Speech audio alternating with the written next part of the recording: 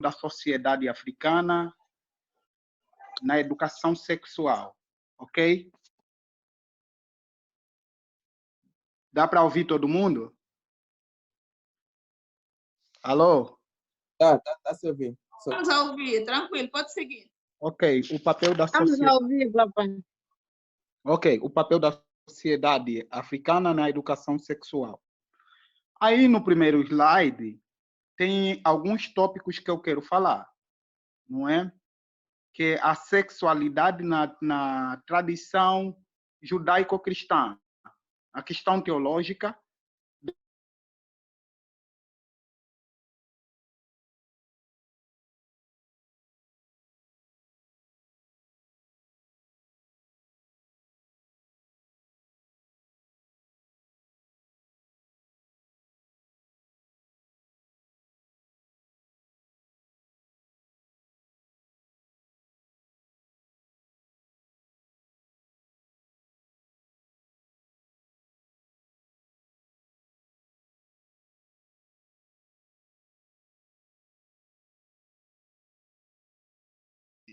podem ser destrinchadas aqui, de que a sexualidade é a comunicação que existe entre o homem e a mulher nos diversos grupos sociais, sendo que nós temos vários órgãos que compõem a própria sociedade. Então, eu vou falar ela no âmbito da tradição judaico-cristã, do ponto de vista bíblico, no Antigo Testamento e no Novo Testamento.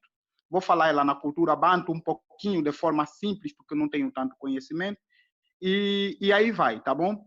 Então, a sexualidade no Antigo Testamento, ela tinha algumas nuances, não é? No Antigo Testamento, você encontra, através da lei de Moisés, em alguns textos, alguns aspectos que a própria lei de Moisés ela foi dada para a preservação, não é, para poder delimitar, para poder regular, não é, a questão sexual. Isso não era só na questão da sexualidade, isso era em várias questões. Então, a lei de Moisés ela foi dada muito para isso. Muitas pessoas pensam que a lei de Moisés ela foi dada como um castigo, não é, simplesmente como uma questão penal, não é, para o homem para castigar, não. Era no sentido de regular, porque a lei ela tem um sentido de apelar, ela é apelativa ao mesmo tempo que é coativa. E como Israel estava se tornando uma nação, eles estavam saindo do Egito e eles estavam partindo para formar a sua própria nação e eles precisariam ter suas próprias normas de regulamentação, precisariam ter suas próprias normas de conduta. Nesse sentido, que a lei de Moisés vai entrar para poder regular também na questão da sexualidade. E tem algumas coisas que eu quero destacar aqui, que é a questão no sentido semítico, a questão do adultério, incesto, a questão da sedução das virgens, automutilação, era punida com a pena de morte ou com a exclusão social. Então, a lei era apelativa, mas ela também punia, ela também era coativa. Mas isso era no sentido de poder regular, no sentido de poder valorizar, no sentido de poder restringir, não é? Aí você vai ter vários versículos, como Deuteronômio, capítulo 22, versículo 22, Levíticos, capítulo 18, versículo 16 até o 18, e dentre outros versículos, Gênesis, capítulo 19, versículo 15, que falam sobre a penalidade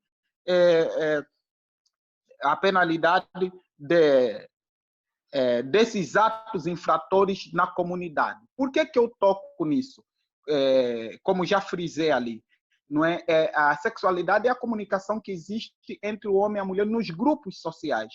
E a nação judaico-cristã, ela nasce, não é, com seus principais, com as suas principais bandeiras. Era uma nação que eles tinham em si o governo de Deus. Eles aceitavam que Deus é que estava no governo da nação e que simplesmente aquelas pessoas que eram levantadas por Deus eram um representante. Por isso que eu friso isso. Tá? No Novo Testamento, você vai ter já uma diferenciação, não é, religiosa, ou seja, a religião ela traz algumas diferenças. No Novo Testamento você vai encontrar uma teoria chamada do gnosticismo. O que era o gnosticismo?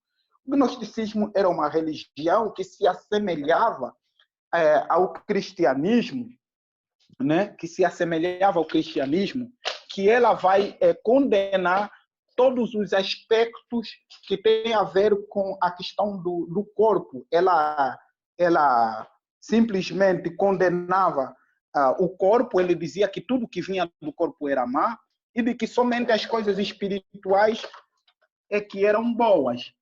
Não é? O gnosticismo vai defender isso. Então, ela via a questão da sexualidade, ou toda a questão que envolvia o corpo, como uma...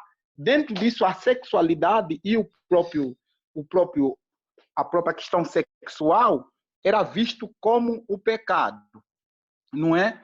E então, a religião judaico-cristã, ela tem a questão da sexualidade como um aspecto que era tratado pela tradição oral, pela tradição dos rabinos, ou a tradição dos próprios pais que ensinavam dentro dos ensinos judaico-cristãos para que as crianças ou para que as pessoas pudessem estar preparados para ter uma vida adulta, uma vida para poderem ter uma vida no aspecto da sexualidade, né? E fora disso, nós encontramos Tomás de Aquino, ou primeiro encontramos Agostinho de Hipona.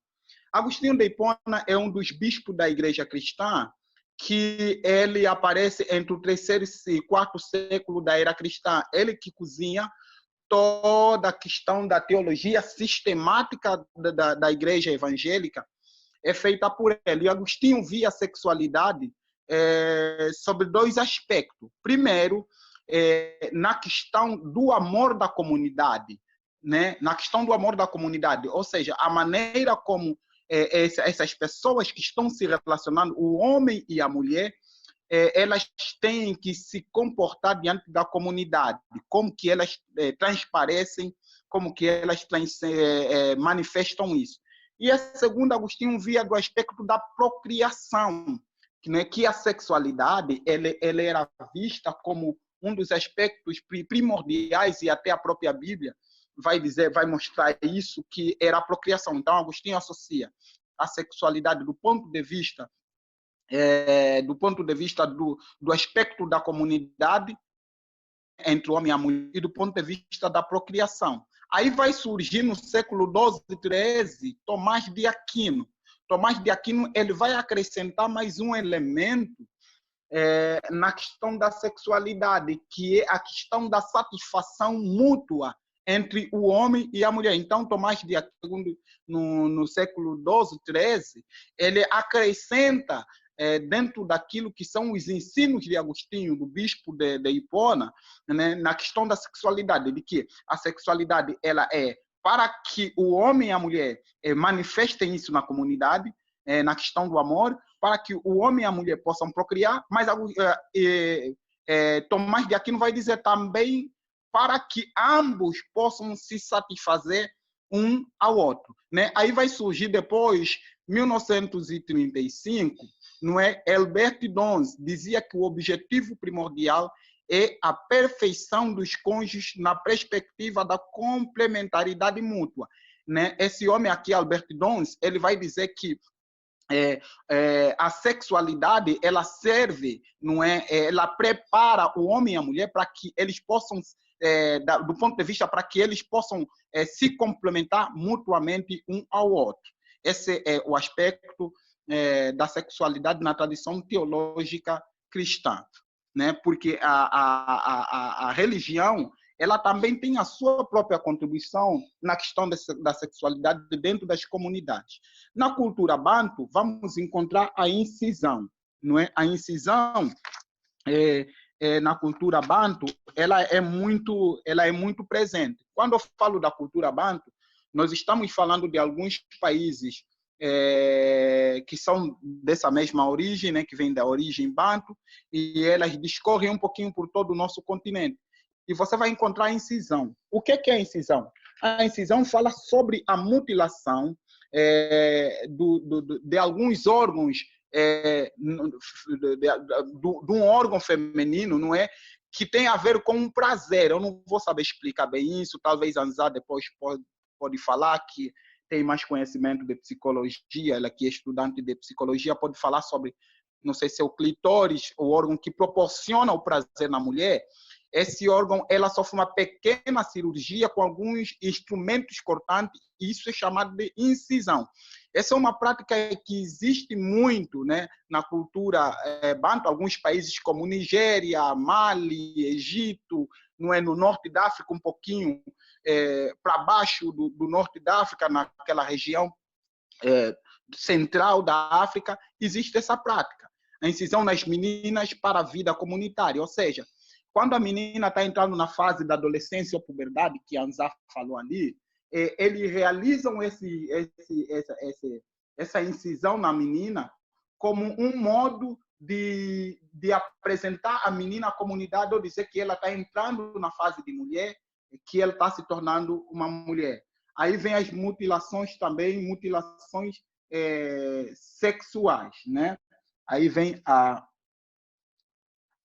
mutilação sexual, depois vem o significado sacrificial e religioso. Ou seja, quando a menina entra nessa fase, na fase para se tornar uma mulher, eles fazem esses rituais, né? E esses rituais, eles não são simplesmente esse ato da incisão, não é simplesmente um ato que eles fazem para a menina, mas esse é um ato que até a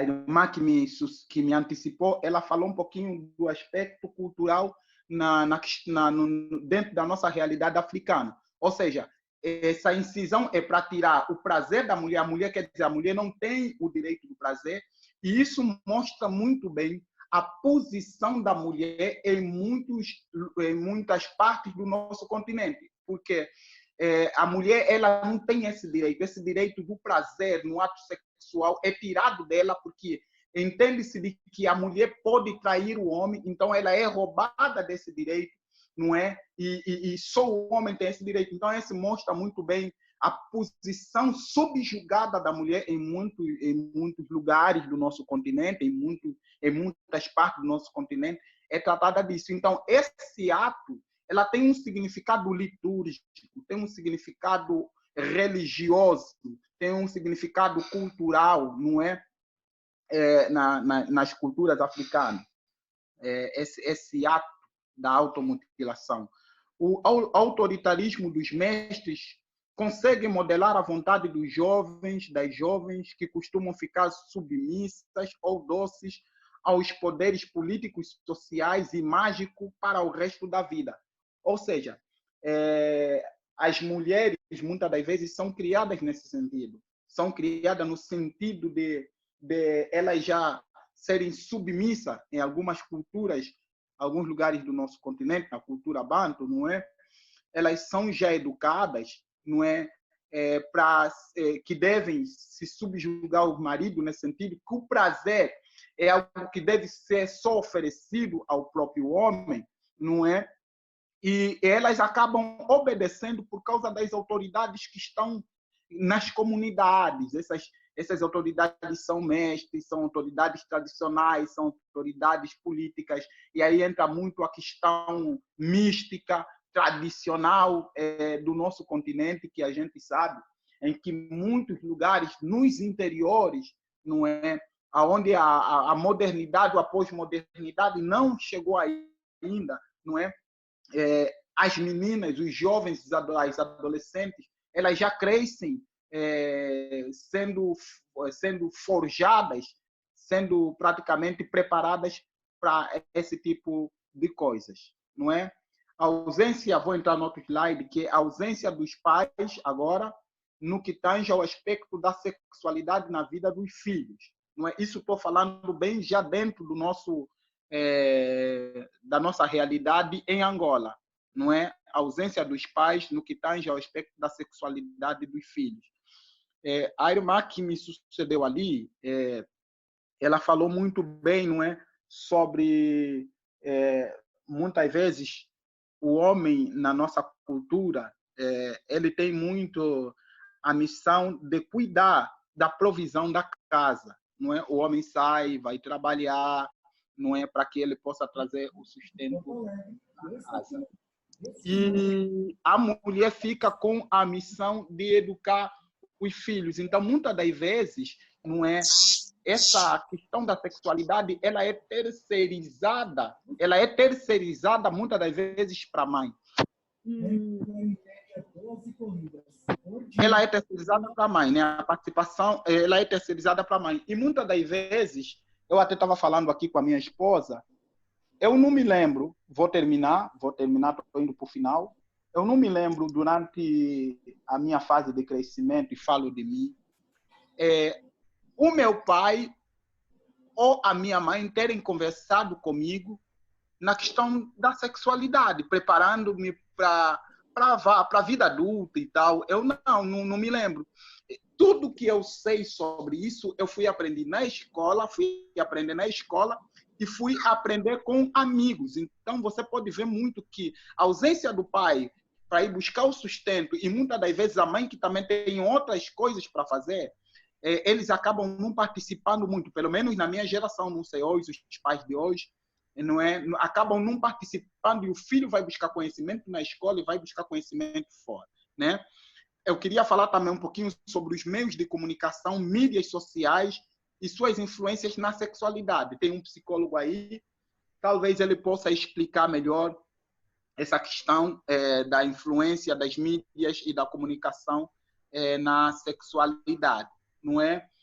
Então, muitas das vezes, o jovem, o adolescente, ele acaba por ir buscar preencher essa lacuna, essa falta de informação nas mídias sociais, né? Porque nós, seres humanos, somos seres totalmente... Nós temos os órgãos de sentido, e a sexualidade ela se expressa através dos órgãos de sentido.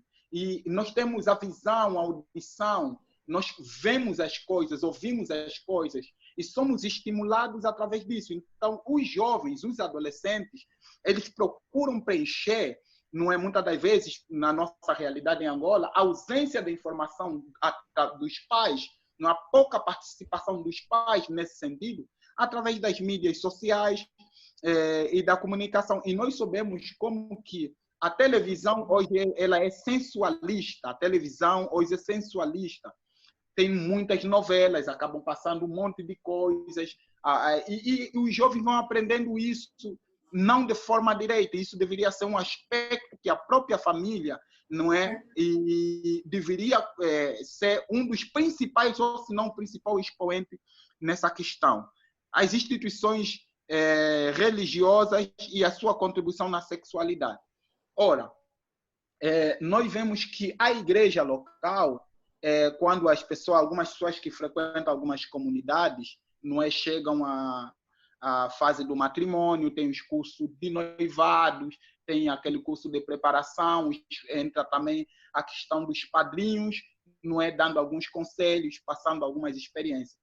Então, eu vejo que a igreja ou as comunidades religiosas, elas têm sido um catalisador, têm sido uma alavanca, ou têm contribuído de forma positiva nesse aspecto. Eu me lembro ainda de que quando eu estava para casar, minha própria experiência pessoal, um pouquinho daquilo que eu fui aprender, eu aprendi na escola e aprendi na igreja, através talvez de um curso, através dos padrinhos que foram tentando passar alguma coisa para mim, mas tardiamente. Então, eu vejo a questão das instituições religiosas com uma participação muito grande no que tange à sexualidade.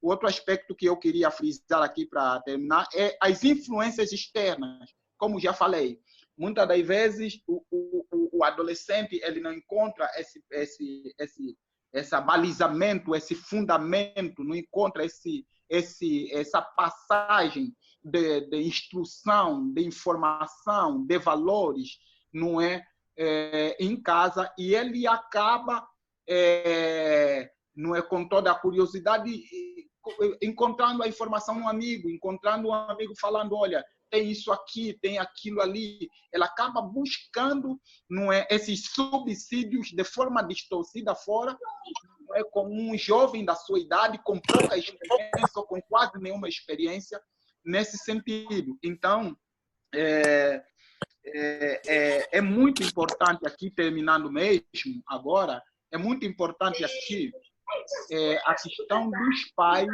não é, na sexualidade dos filhos. Não é? Eu termino deixando essa provocação. O que é que nós em Angola precisamos fazer, nós que somos jovens, que estamos ali na fase dos 30 e poucos anos, que formamos família, estamos tendo filhos, não é? Nós precisamos corrigir esse aspecto. Nós precisamos entender de que nós devemos, como Anzá frisou aí, as várias faixas etárias do crescimento do indivíduo, seja ele homem ou mulher, nós devemos entender que desde muito cedo nós devemos fazer entender sobre o que é sexo, sobre o que é sexualidade, trazer a distinção entre sexo e a sexualidade, acompanhar a transição das faixas etárias no desenvolvimento, no crescimento de filhos.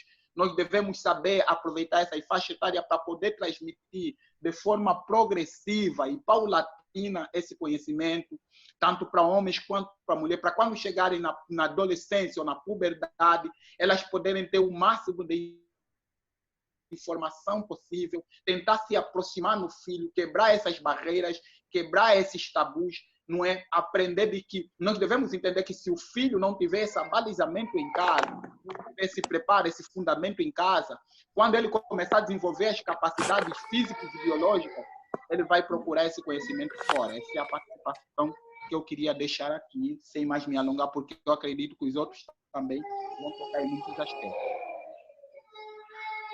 Muito obrigada, Leoneide. Amamos tudo. Fizeste uma narração bem completa, biblicamente, historicamente. Falou da comunidade banto que afeta quase todo o continente africano. Casou bem as informações com o que a Cris enfatizou e com um pouquinho sobre a importância das fases. Muito obrigada por estar sempre aí a nos apoiar com essas pesquisas. Então, os minutos já vão terminar, então podemos aproveitar aquele segundo aí para bater um papo que não tem nada a ver com... Alguém queria levantar para depois já organizar quem vai entrar depois, certo? Já. Talvez alguém tenha alguma pergunta para fazer. Alguém que tem alguma pergunta também pode, para aproveitar esse segundo.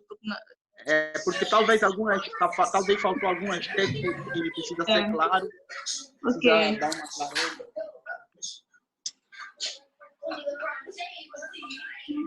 Ô, Léo.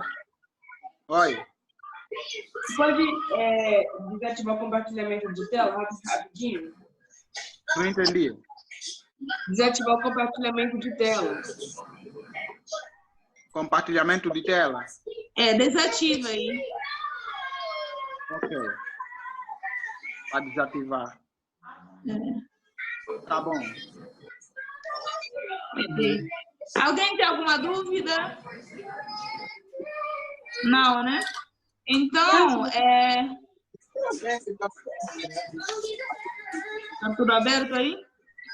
Isabel, tem algum questionamento? E Búrcio? Esse 998 está sem nome. Já estamos com a doutora Isabel em linha. Provavelmente a doutora Isabel, prontos para a próxima, assim que saírem voltar para começar a tua apresentação, doutora Isabel? Ô, pessoal. A doutora Maria. Oi, sim, podemos. Desculpa o atraso. Doutora Maria, assim que a gente sair. Doutora Maria, assim que a gente sair, então já sabe que você vai mandar a bala. Tá. Muito boa tarde, doutora Isabel, engenheiro Paulo, jornalista conceituado Pedro João. Muito obrigada pela presença. O senhor Evandro Ivo, o senhor José Quintino. O nosso psicólogo, nós temos um psicólogo de plantão brasileiro. Seguem lá nas redes sociais. Alexandre. Aí, meu nobre, Paulo. Opa. Mas tem. Saudades, temos Muito tempo. Paulo, tá aí. O engenheiro Paulo, nós temos. Temos o Gomes também. Muito obrigada pela presença. Só estamos a dar um tempinho para que assim que sairmos, porque são 40 minutos. Pessoal, é assim, eu estava, como falou-se da mutilação genital, né? Eu vou dar uma indicação aqui, tem uma história legal da Waris Diri, é uma menina da Somália, que hoje é embaixadora da ONU, né? É legal tentarem ver a história dela no Google, bem legal. Depois partilha para nós o link, coisas assim do gênero, no WhatsApp, pode ser? Ok, beleza. Muito obrigada. Falta um minuto para sair e voltar, tá? É para sair e voltar por causa dos 40 minutos. Agradecer a todo mundo. Esqueci alguém? Evandro. José Quintino.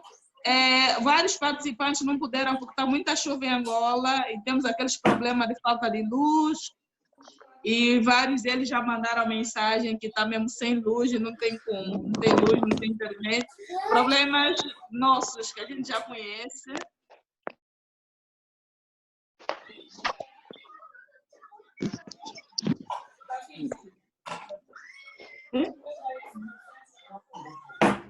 Então, a próxima parte vai para a doutora Maria, mas logo que entrarmos e sair, por falta apenas um minuto, ela vai nos falar mais da questão das doenças, né? Até quando a parte sexual vira doença. Então, ela vai trazer uma pesquisa sobre essas doenças. Será que tudo pelo prazer? Até que ponto há limitações nisso? Então, ela vai trazer essa pesquisa. Isabel, você tenta ligar o microfone? Você não está ouvindo nada para ver se consegue? Liga o áudio. O áudio. Tem que